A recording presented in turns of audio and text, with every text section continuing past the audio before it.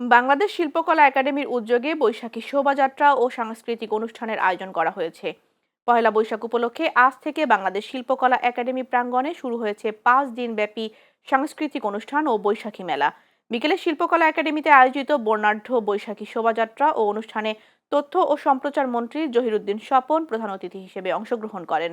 অনুষ্ঠানে সভাপতিত্ব করেন সাংস্কৃতিক মন্ত্রণালয়ের সচিব কানিজ মওলা।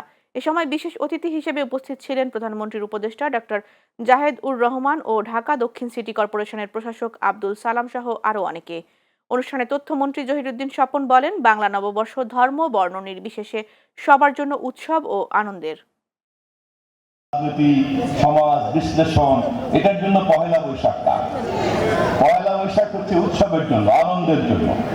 এবং এই উৎসব এবং আনন্দের মধ্যে কোনো ধর্ম থাকবে না, কোনো বর্ণ থাকবে না, কোনো ধরনের কোনো বিভেদ থাকবে না।